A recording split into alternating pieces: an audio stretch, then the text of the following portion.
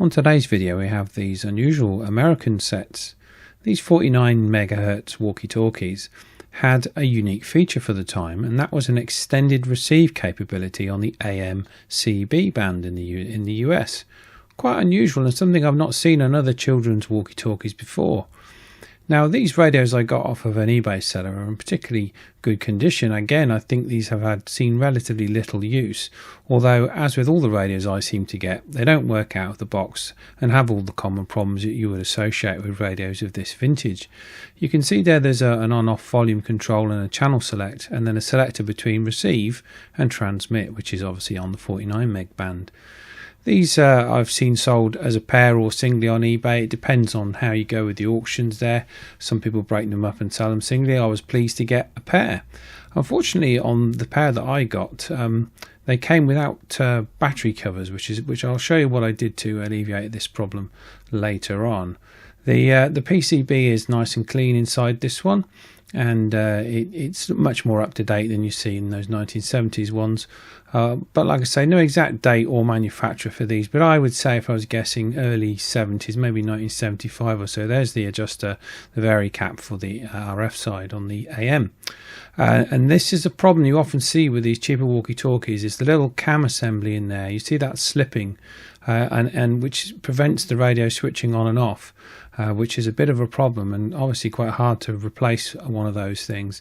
You can see the little cam operator opens and closes that switch, and it's made out of just a little bit of Bakelite board.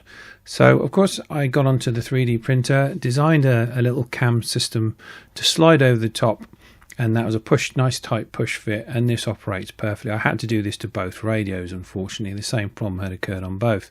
Now, the eBay seller had not mentioned the fact that these radios didn't come with the battery plates. They could have put it in the description. This was something that could really catch people out, and I was a little bit annoyed because they show them there, not available or there, but a lot of people don't. They take them off to show there's no corrosion on the radio. So anyway, I went back to 3D design and popped this in and come up with a simple idea, a little sliding clip, which I'd seen on other radios actually, because of course you can't make a flexible clip too well with PLA, so I needed something that slid in and out, and I was very, very pleased with how this came off the printer. A nice glossy back to go with the actual back of the radio there, and it doesn't look too far out of place.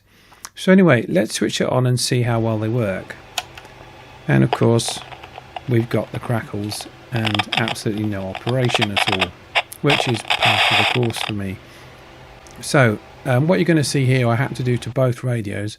Had to completely strip them down, pull the knobs off and take them all completely apart. Now on one of them it was a bit of a pain because the screw stuck and I had to drill that out, so that was a pain. Bear in mind, you know, even though it's into plastic, it can be, they use Japanese type screws on some of these radios, and unless you've got the right screwdriver you can run into problems. But anyway, you can see the back of this board, not too bad. I recapped both of the radios, so new capacitors in both, cleaned all the switches, and it took me probably about 5 or 6 hours, so it wasn't a quick task. And then I decided to do a quick test on the AM receive capability. So I plugged the Road King in, and here is a test from the Road King between the Road King and the receive. AM 40 channel test from the Road King RKCB radio to this radio 12345 54321. The quick brown fox jumped over the lazy dog. This is a radio to radio test between the two radios 12345 54321. Quick brown fox jumped over the lazy dog. These 49 meg sets, not very powerful of course, limited to just a few milliwatts, but I thought I would do this test as a reference anyway. So I wasn't expecting great things on site, but predictable. Right, a little bit of noise from the building site.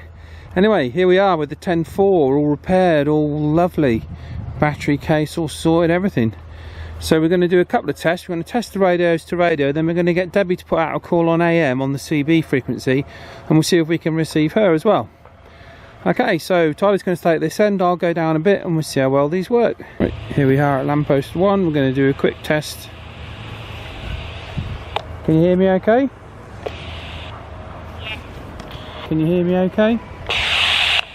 Yes. Give us the quick brown fox jumped over the lazy dog. The quick brown fox jumped over the lazy dog. Right, Tyler's all the way down there. Let's try again. Can you hear me now, Tyler? How's that? Yeah, so this is about the maximum range we're seeing. We'll put a call out to Debbie to see if we can get her to, if we can pick her up on AM.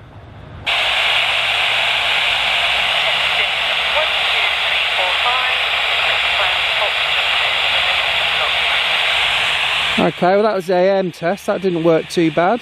We're a little bit away from the house, but useful. Right, again, kids walkie-talkies, so low range, so I never expected these to go that far really. Again, with a bit of a tune-up, I reckon they'd probably go a little bit further. But again, it's it did work in the shack though, so, but again, not going to get great stuff out of these. But I'm really pleased with the way these have come out though, because out of the box they're absolutely gone, weren't they? So brought these back to life, and they work. And again, like I said, you can spend hours and hours trying to get these spot on for what really, as long as you get them working.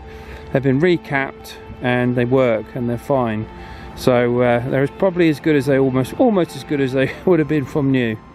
A really unusual radio this. I'm really pleased to have got a hold of a pair of these, even though it did take me some time to get them set up and working correctly. Most of that time was spent designing a new battery flap, so please, if you're buying off of eBay, watch out for that one. Right, take care. We'll hand you over to the lead test engineer Tyler for the final word. I really like these radios, I hope you do too. Join us next time when we bring more of these radios back from the dead. If you haven't already, please like and subscribe, and we'll catch you on the next one.